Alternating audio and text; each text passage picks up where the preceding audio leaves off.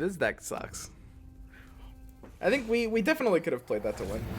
That's the thing about Artifact. And that's honestly, if I had to summarize, the single reason I like Artifact over other card games right now. And it gets a lot of shit, and I think some people, I mean, they need to patch up some things for sure. Like the progression in the economy feel kind of not perfect. Well, they feel kind of bad. But the reason I really enjoy the feeling of playing Artifact is every time you lose, it feels like you actually could have done things differently. In a lot of other card games, it feels like you don't have the level of agency that you have in Artifact, to the point where sometimes when you lose, if you're playing at a fairly high level, you can kind of go back and look through the game, and there's not really much you can do differently. Like, that's a good example of a game where we lost, but I can still go back, I can look through, and I can trace, you know, misplays that end up adding up. Like, maybe I win that game even at the end if I just deploy draw mid. Right? It's a really big deal. I've got to finish this run. Are you going to stream draft? I enjoy draft, but I think I'm more interested in constructed right now. Bit of a weird one. Don't want draw going into PA. I think there's no reason to risk that. Going into Luna feels good.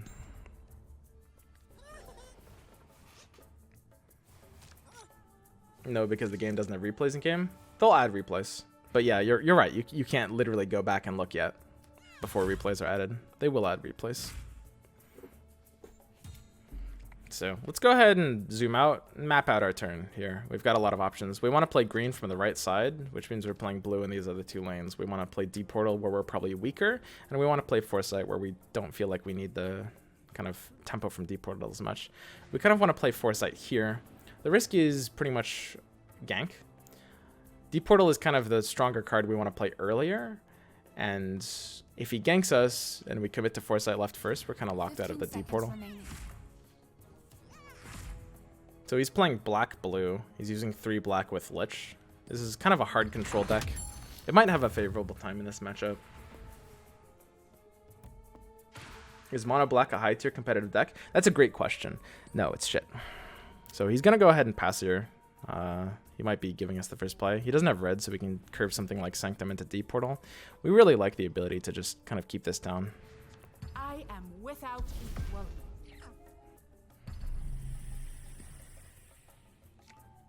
And yeah, this is the lane where we just want to do this. If it spawns in front of the PA, it keeps our Luna alive, which is really important. This could force out... I mean, he can't even really gank this for value anymore. It's a pretty powerful compel from him. Slows us down a lot. Gives good PA value in the Luna, but... we've still stabilized this lane, which feels pretty good. If he has an Ignite, he could play it mid here. Starts killing these creeps immediately. We want to... what do we actually want to do here? I mean, we can't really win off of early pressure in this matchup because he has such powerful control elements with blue-black. So we might just need to start developing our unearthed secrets. Mid might just be the lane we put that in here, right? I always have a plan.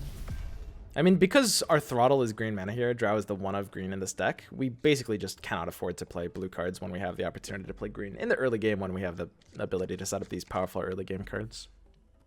Normally, you prioritize Mist of Avernus over Unearthed Secrets, but this is not a normal matchup. He's a control deck, so because we're both running blue and he has the ability to kind of nuke our boards, even outside of blue, even with something like Chain Frost, Mist of Avernus will get more limited value. Now, I don't mind demagicking Maul this early. Being able to potentially clear an Ignite feels pretty good. It won't always happen. Push on knowledge is neat. Go for the high roll. Play Vinkelsier's Tri-Rug next. I might honestly give that a try. I think the deck is bad, but I mean, listen, I've tried worse decks. I'll try anything once, you know? So, because we have Unearthed mid, I think it's a pretty easy decision to put this left. Play blue-black Payday. I could. I think blue-black... I mean, I really like the idea of combining blue with black. I think in Artifact it's... Listen, that's the kind of player I am. I love blue-black, you know? You come into this game from, like, Magic. It's like the kind of edgy color combination. It's a little Rick and Morty. Not so much as mono blue, maybe, but it's like, you know... I'm cool. I use these squishy things with powerful abilities. Listen, that's the kind of player I am. Blue-black kind of feels like shit to me, though. No boozle. So this is where Satyr Magician could potentially get really punished by Slay. Slay, I think, is quite a bad card, but this is maybe a deck that could consider running it. 15 seconds remaining. Dude, who runs Slay? Come on. Could play it on the right lane so it doesn't get slayed out. 5 seconds remaining. 3, 2, 1. I want to clone this Foresight if possible. Okay, we got the multicast because we're good players. Nice. Dude, I'm actually respecting Slay right now. That is so unlike me. But so many people are playing these jank-ass cards in decks right now. I mean, look at me. I'm playing all kinds of jank. I'm playing, like, Satyr Magician, for example. Strife Crow is playing blue-black control Vesture. I mean, I like the idea of it. Maybe it can be something that can sort of tech against Storm, but I think it's kind of weak to the field. I've tried out stuff like that before. Maybe I'll give it a go. So the first question you have to ask is what you're playing around, right? Now, he doesn't have any health items in hand, so this Luna is dying. We can open with something like a Satyr Magician, and this is the lane where we can play this safely, even though it's against Ignite. It's the one where Slay is not an option, and I'm okay if this dies in a few turns. We don't have the Magicking Maul open here, and I'm okay with that. And for my next trick. So we want to keep Drow alive with Traveler's Cloak. And then again, we want to be able to use this green mana. It's just most important to start getting our tools online early. We have no ability to play for initiative here. The longer I'm alive, the longer I can help the rest of you. So, Mr. Secrets. If we had Ignite, we'd have a really good... Wait, we do have... What the fuck are we talking... God damn it. I mean, so the thing is, do we need to Ignite here? Because we could Ignite left to mid here, and there's nothing he can do about that. If we develop a second blue here on the left side, we're outside of other options. And we really like the ability to play for our green mana when we have the chance. Could be the turn where we missed, now that we have a board developed left. I think I favor mist here. It's wise to fear me. So we can develop a blue hero left to pick up the mist. Might be Luna, since Luna likes going left. And in doing so, we're playing outside of Coup, because we're going up to 6 mana. Phantom Assassin's Coup de Grace is coming online, and we don't want to get locked out of this Ignite, because we committed ourselves to try to kill mid with the Ignite. It's a pretty powerful Ignite when it works. So, health items, health items. Do you really think this game is dead? No. I mean, well, define dead. The titles is kind of a meme, boys. Nobody really means it when they say dead game.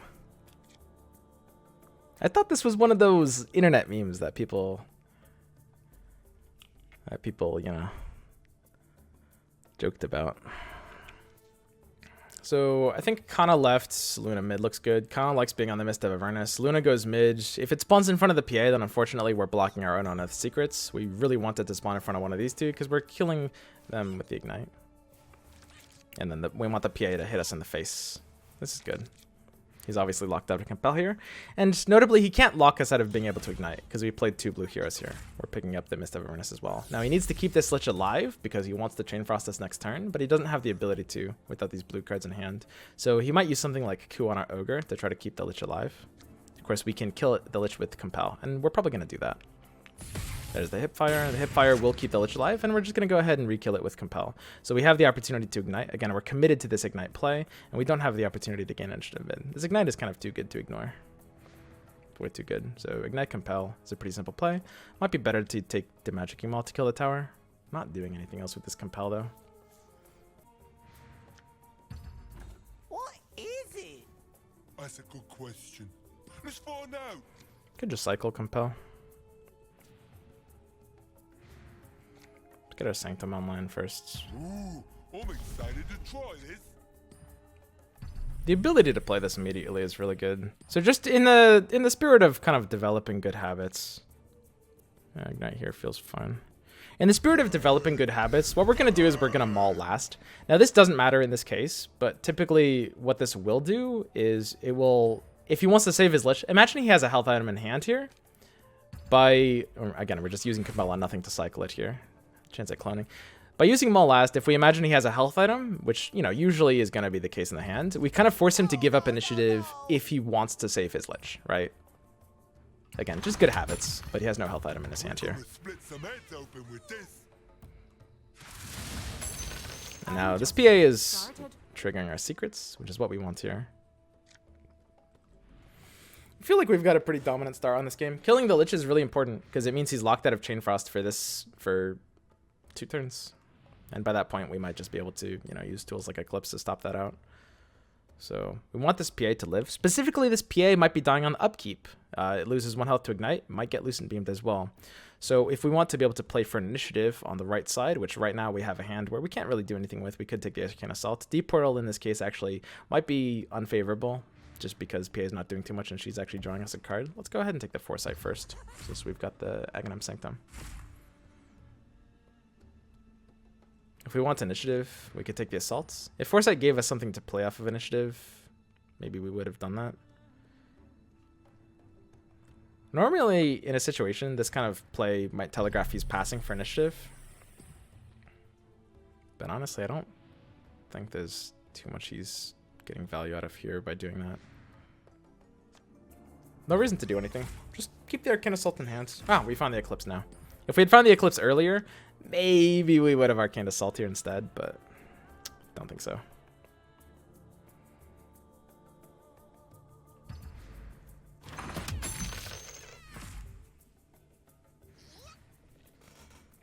So we had the opportunity to take something like a Traveler's Cloak on the Luna.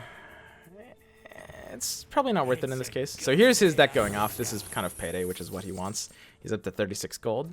And here's the opportunity to play Payday again. We could basically stop that in its tracks with Eclipse. Eclipse will guaranteed kill the Bounty Hunter.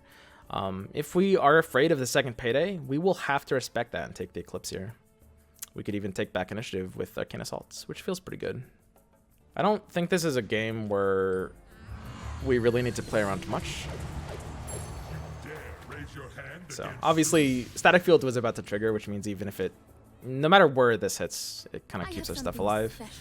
Go ahead and tap the Satyr. We can cloak this up. I'm not going to Revelation here because I like my Drow too damn much. And we can look at playing for initiative if we have the ability to shut down this Luna more. Right now, this Luna doesn't really have a lot of Eclipse charges. And honestly, we don't really have a great initiative play if we're looking at this hand. I mean, what are we really going to do here off of initiative? Without the Eclipse still in hand, we don't really have a way to blow anyone out. We're not looking for an Annihilation, and we also don't even have one in hand. So we want to just kind of play proactively. Again, usually this is the scenario where you want to develop the green cards, but since we're just trying to end the game at this point, I think we might favor something like a Deep Portal too much. We could just end this lane with Prey, actually. Yo, this card's pretty good.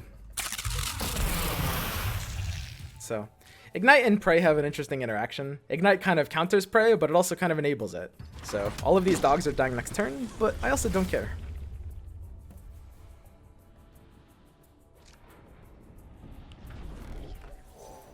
Blink Dagger is what you want when you have a kind of dominant lead. It allows you to get your heroes out of dead lanes. Luna has to go left to defend this.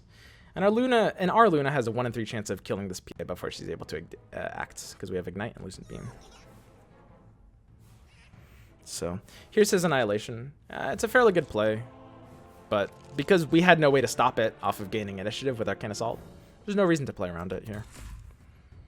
There's a chance that, you know, you could play to try to stop it, right? If we had our Blink Daggers earlier, we could take something like a Blink Drow instead of Prey on the Weak, then we Arcane Assaults, and then we use Gust. It's a neat play.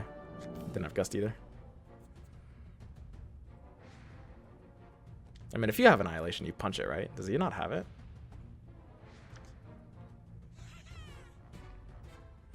You can read a little bit from his pause. It's very possible he has at any cost based on that pause. I think that's the only other play in that situation he would actually even think about using. Could be a bit of a telegraph there. So Lucent Beam doesn't go off on the PA, unfortunately, so we don't get to kill it right away. We have the ability to play for a lot of initiative, so there's kind of not really a downside towards playing very aggressively here. I'm basically 1/8 gay. Hey boo, I can't think of a winner IG message, so just take my money. I'm gonna try again next month. Is it actually bad to play our Diabolic here? It kills our Drow. That feels bad. Thanks, TV-kun. We'll just Deep Portal. I don't really like killing our Drow, since we can save her with Blink Dagger.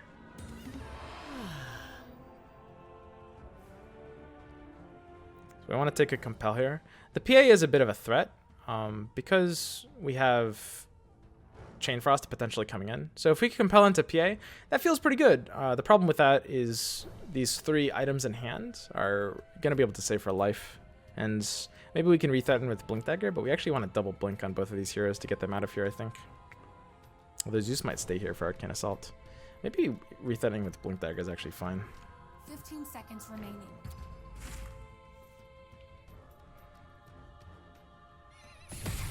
Okay, so Luna ends up dying here to the Chain Frost. Chain Frost is kind of a spooky card. Nothing will get between me and my quarry. Apotheosis Blade kills my 3 improvements here. It's kind of a short-term impact for this kind of board state. But, I mean, he does have 1 turn to kind of do whatever he wants to us.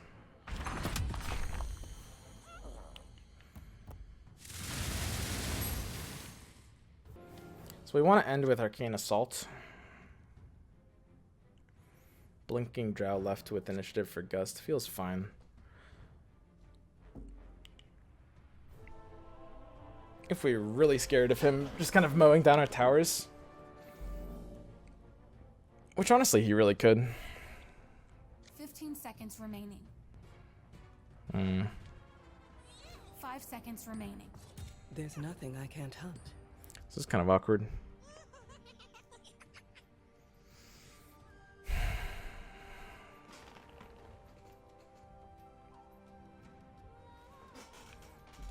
Left lane is probably too important to fight for at this point. But we have to choose between having Zeus left and having the Arcane Assault for initiative. Losing initiative feels really bad, but Zeus isn't really doing anything in this lane either. I mean, we could literally lose the game on the spot if we don't have initiative.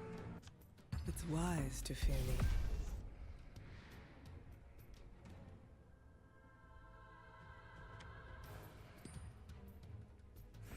What are the odds this lane's presence ends up mattering? I think the answer is basically 0.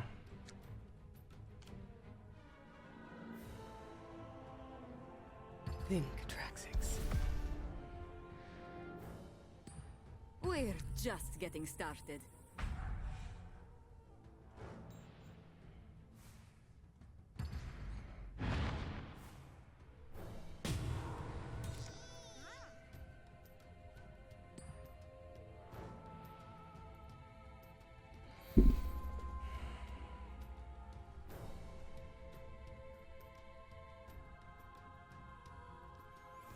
Diabolic really isn't doing me anything in a hand like this.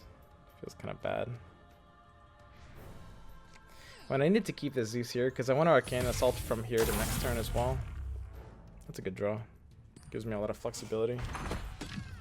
You might actually deploy a black hero, right? The presence of the Zeus, right, is actually, it's really important. It's basically threatening... It's threatening this idea of me being able to steal initiative for left lane every time because it goes right before left lane. If he develops a black hero, right, he can do something like Chain Frost to kill these and steal initiative back for left lane the turn from now. And the turn from now is going to be the one that matters. Very interesting. So he's playing 3 heroes into a Gust, and he knows we have Annihilation next turn. This seems kind of questionable to me. Because at this point in time, we have basically guaranteed initiative for left lane next turn. I don't actually see a single way he could stop this from happening. Because even if he blinks PA over, he kills his Apo Blade doing that, and he'll just die to my Thunder Gods, and then I'll just steal initiative with Satyr anyway, right? I think this deployment, this triple deployment from him, I think single-handedly loses him the game. It's a pretty big deal. We appreciate you looking after us. Yeah, I mean, maybe he's still fine.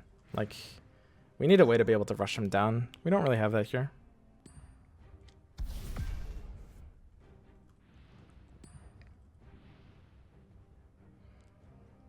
Maybe we should have actually played for right. If we had missed it right and used a deep portal right, we could have gone to try to top deck another dogs and win this tower. Honestly, there's a chance that was the necessary play.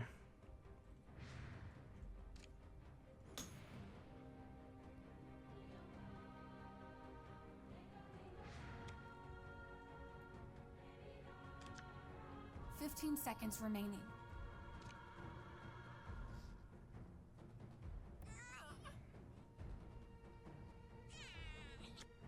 Five seconds remaining. We might blink the Drow.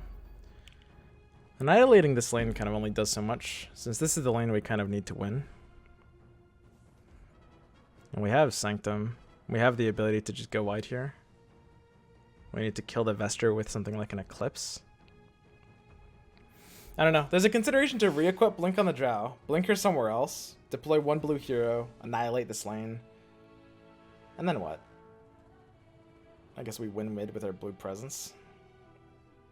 That sometimes works. 15 seconds remaining. I mean, otherwise we're relying on drawing Eclipse, right?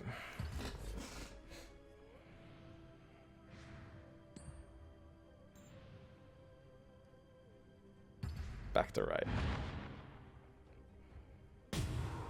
The silence there was potentially very important though, because we can sometimes literally lose the game on the spot without that. Drew the Eclipse anyway, but it's only going up to 6 charges. And this is why Luna kind of sucks. Like, if she just keeps dying over and over again, her card actually does nothing.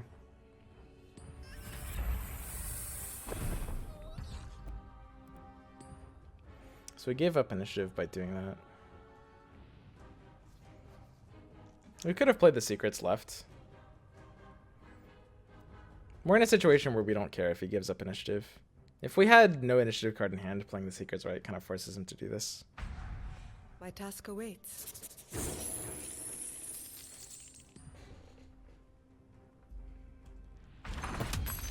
And mid is still defensible. It's really important. If you're playing any other color than blue, you don't have the ability to defend lanes like that. But this is the nice thing about blue.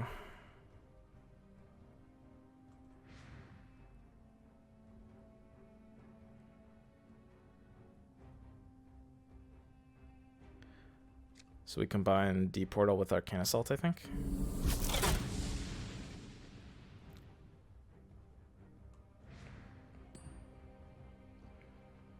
Thunder God's Wrath might have been better there.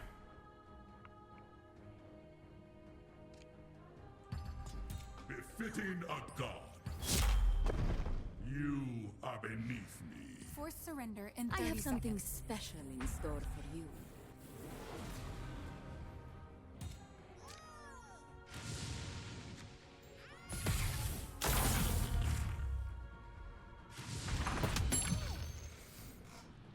Thunder Gods is better if we want the ability to maybe not necessarily take the Eclipse here. Or sorry, the Annihilation. If we want to try to deviate from our strategy and use either Eclipse or a second Thunder Gods left, it opens that up in a pretty good way. So Eclipse is very powerful on the middle lane. Annihilation is very powerful left. And we can still defend both lanes while playing right. If we take the Eclipse middle, we don't have the initiative to re-steal back. Presumably this Luna deploys right to stall us out with Annihilation. If we give up left, if we give up middle and defend left, he will basically have to pass here for initiative for Annihilation. Actually, he'll probably Chain Frost, which retains initiative. So we want our squishiest hero left and our 2 tankiest heroes mid, so that these can survive the Chain Frost.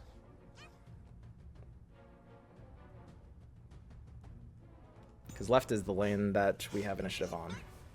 So we start with Annihilation from the Luna. And then, if he Chain Frosts, we need to Eclipse him.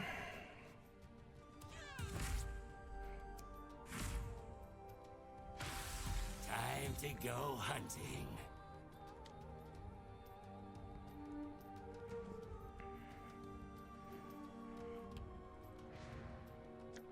Feel my power.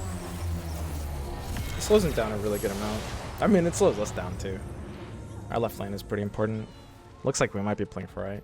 So now he basically needs to Chain Frost and then just pass for initiative. But he's not locking a set of plays by Chain Frosting.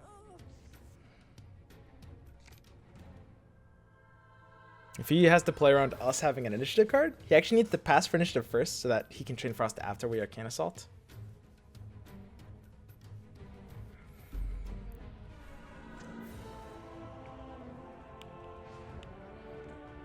For the Chain Frost first.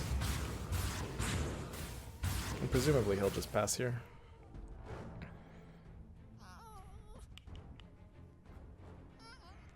I mean, you have to pass, right? This will help me on my mission. What are you doing? What's your game plan? I mean, if we eclipse this, there's no ignite here. I feel like this is a really risky play. We can't punish him for it, though.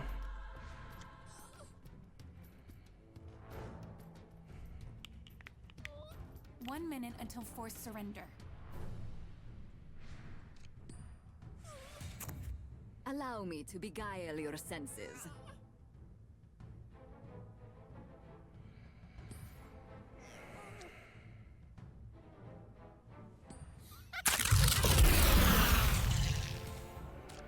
So we cloned it with multicast. That's neat.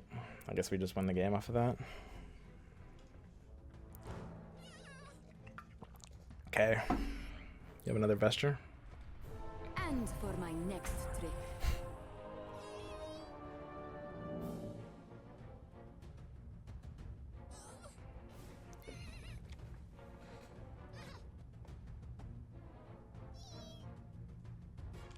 Blood.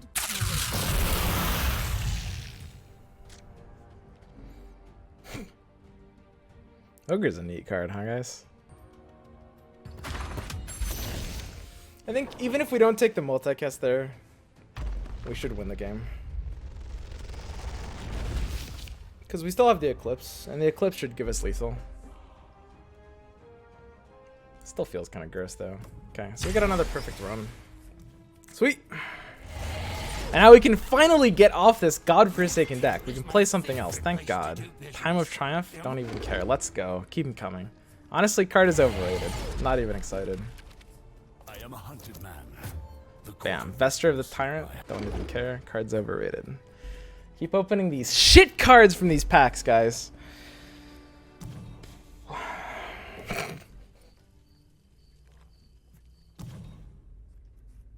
Okay, let's play something else. Let's play a deck that's a little bit basically better. 1/8 All right? gay. Yo, thanks for the sub, Sir William.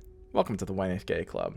So I'm going to, I'm gonna go ahead and switch things up a bit. We're gonna get off this godforsaken color.